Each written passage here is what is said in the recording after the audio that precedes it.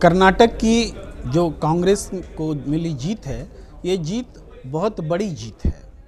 अगर इसको फिगर्स में देखें तो जो कांग्रेस 80 सीटों पर थी वो लगभग 55-56 सीटें ज़्यादा पाती हुई दिख रही हैं। जो बीजेपी 105 सीट पर थी वो घट करके 60-62 पर आकर के सिमटती हुई दिख रही है।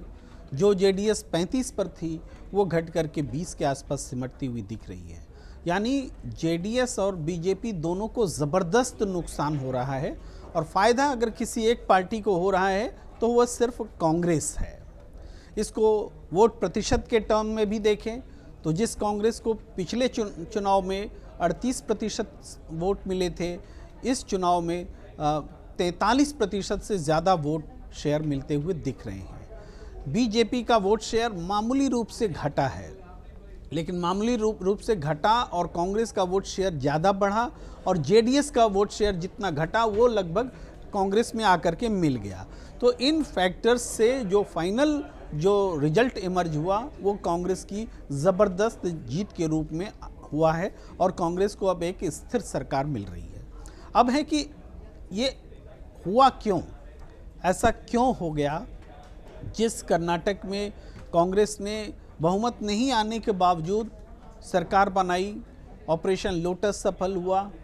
जिस जगह माना जाता था कि बीजेपी का गेटवे है वो स्टेट बीजेपी के हाथ से निकल गया। नरेंद्र मोदी जी, अमित शाह जी ने बागडोर संभाली थी, वो बागडोर भी काम नहीं आया। जो धार्मिक उन्माद के नारे लगाए गए, जो बजरंग बली का नारा लगाया गया, वो भी काम नहीं आया। तो क्यों, ऐसा क्यों हुआ? वास्तव में इसको दो तरीके से जवाब हम दे सकते हैं। एक तो कांग्रेस के पक्ष में एक चुंबकत्व पैदा होना, एक आकर्षण पैदा होना, और क्यों पैदा हुआ उस पर बात कर सकते हैं। और दूसरा, जो सरकार थी उससे विरक्ति क्यों पैदा हुई, उससे द्वेष क्यों हुआ, उससे अनमनस्कता क्यों हुई मतदाताओं की, क्यों उनसे भागे मतदाता।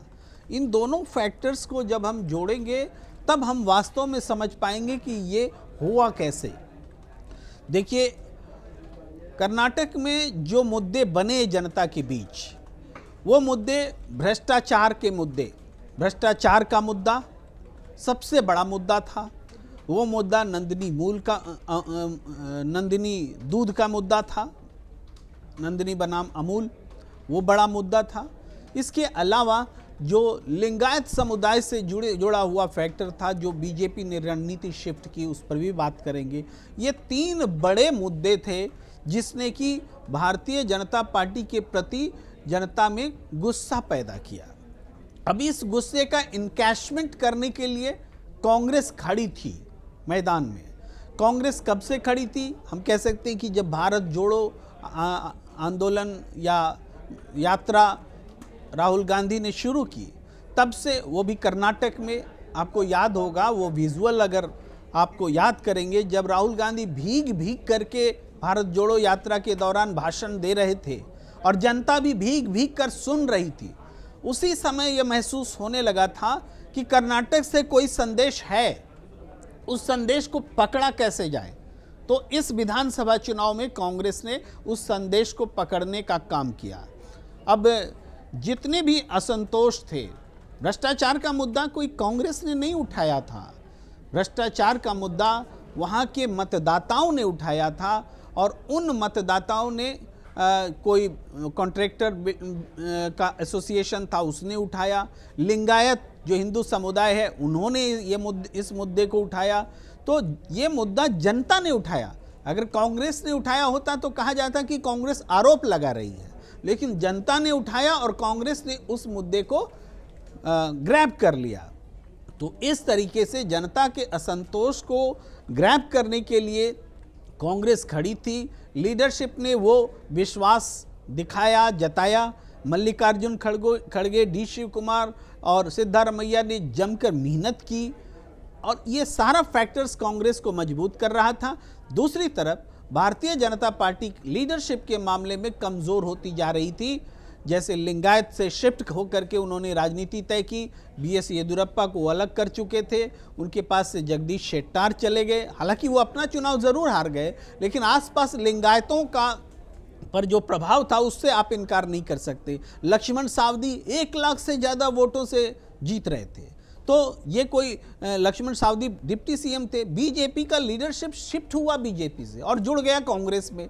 तो ये डबल अटैक हुआ एक तरह से, मुद्दों के लेवल पर, लीडरशिप के लेवल पर, और बाद में जो बजरंग बली और बजरंग दल का मामला आया वह भी बैकफायर हुआ। ये कोई हिंदी प्रदेश नहीं था कर्नाटक, वहाँ लोगों ने समझा कि बजरंग दल से कैसे बजरंग बली की तुलना की जा सकती। ज़्यादातर मतदाताओं ने ऐसा ही समझा। कुछ एक मतदाताओं पर असर भी पड़ा। शहरी इलाकों में बीजेपी जो थोड़ा बहुत अच्छा कर पाई है, तो उसकी वजह हो सकता है कि नरेंद्र मोदी जी का ये एग्रेशन रहा हो।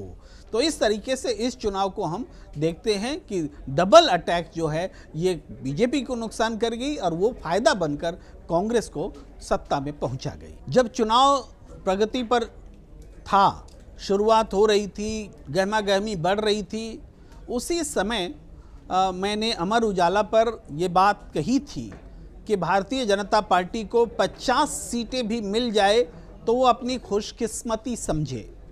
हालांकि अभी 60 से थोड़ा ज़्यादा सीटें स्कोर दिख रही हैं, तो लेकिन ये 50, मैं कोई सर्वे करने वाला नहीं हूँ, कोई साइंटिफिक रिसर्च लेकर नहीं बैठा हूँ।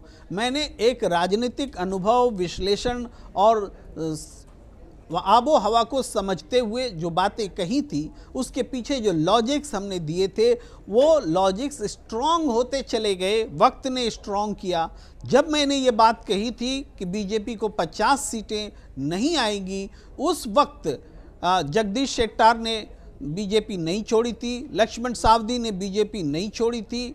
उस वक्त ऐसा भी नहीं हुआ था कि नरेंद्र मोदी जी का कोई प्रचार आया था, या फिर उन्होंने कैंपेन शुरू किया था, या फिर उन्होंने बजरंग बली का नारा दिया था। कुछ भी नहीं हुआ था।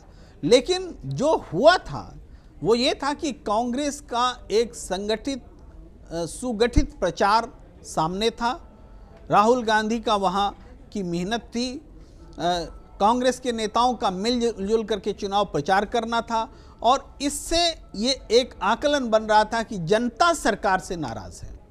तो जनता सरकार से नाराज है तो किसके पास जाए? तो यहाँ कांग्रेस तैयार खड़ी थी। जनता क्यों नाराज है?